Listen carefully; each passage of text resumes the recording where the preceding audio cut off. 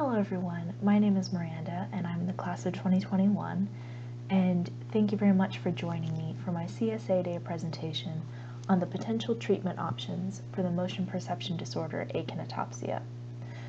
So the reason why I chose this particular topic for my honors thesis was because I am absolutely just amazingly intrigued by eyes and how they connect with the brain and how light can come into the eye and be perceived as an image and the translation of it all. It's very interesting to me. And so when I read about this disorder involving motion perception, I was so interested. The more that I read about it, about the symptoms and about the current treatments and how very little research was done about this disorder, I knew that I wanted to pursue it further. So this particular disease, Akinetopsia, is a very rare anatomical disorder, meaning that it's not genetic and it can't be passed down from parent to child. This disorder has been researched very, very little because it is so rare.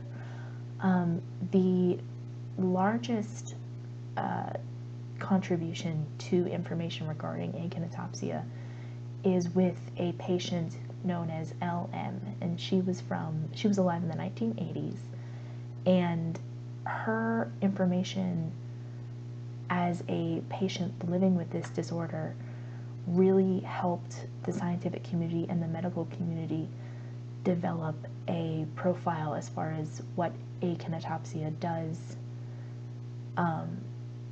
to the patient and how the pathway in the brain somehow gets mixed up and confused and the perception of motion is broken.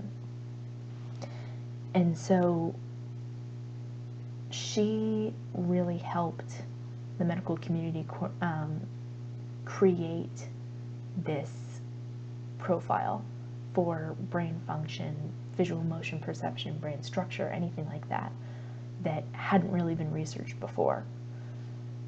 And so that was just amazing to read about.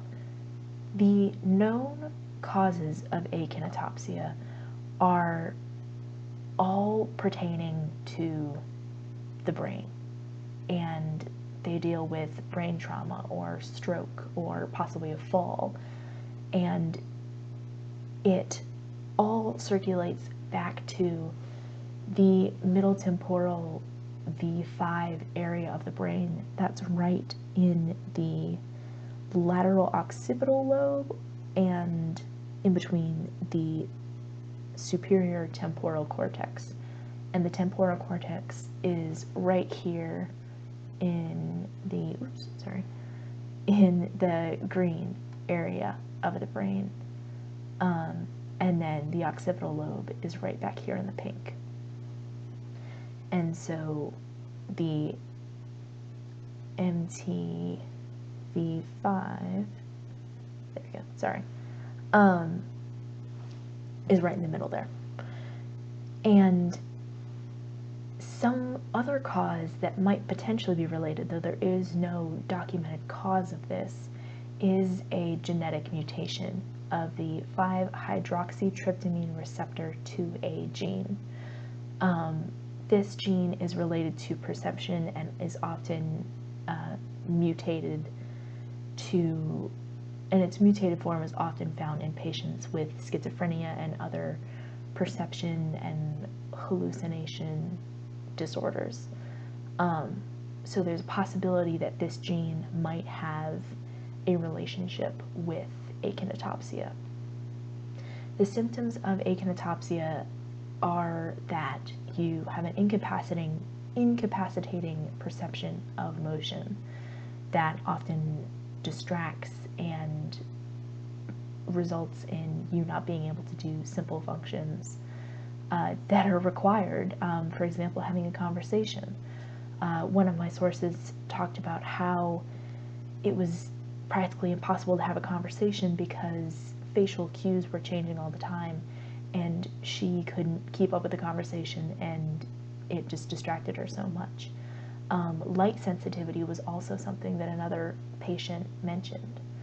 And so treatments for this that are currently known are transcranial magnetic stimulation, which uses magnetic pulses to inhibit the functions of the MTV5 area of the brain. And this results in better perception of larger stimuli, as well as the better perception of other stimuli, so that the patient can kind of focus more on larger objects rather than having to deal with this stop motion vision of something moving. And you can see up here in this picture what it looks like to have akinetopsia. And so instead of seeing a fluid teacup motion being poured, a patient with akinetopsia would see these stop motion images as it goes along. And that's why social cues and keeping up with moving objects is so difficult, because it's like you're living in a strobe light. And that's very hard to keep track of. Pardon the technology glitch there. Another treatment is anti-epileptic drug therapy using carbamazepine. And this really deals with the epilepsy that can cause akinetopsia to reduce the electrical activity of the brain. Surgery has also been mentioned as a treatment option, although there is not a whole lot of research done on that, particularly because, once again, the disease is so very rare, and if any surgery has been completed, it hasn't been documented. And then the last sort of treatment is the patient altering their own lifestyle to better fit their own lives. So one of my sources talked about how she chose to just live her life as though she were completely blind and just wore a blindfold to block out the external visual stimuli and just live how she wanted to, just as a blind person. And after a while, the nausea and the dizziness faded away because she wasn't focusing on her eyes and she wasn't relying on her eyes to live anymore. It was living with her ears and with her other senses. And so I thought that was very interesting, having that pathway available if TMS or drug therapy didn't work for you. And so the conclusion of this project is that there are no known cures for akinetopsia. There are only these two certain treatment options with the altering lifestyle added in. And if you go either of these, if the patient goes either of these routes, then they'll need to have these treatments on repeat, and they'll need to get them again and again in order to have less serious symptoms of akinetopsia. But yes, that is my presentation, and thank you very much for watching.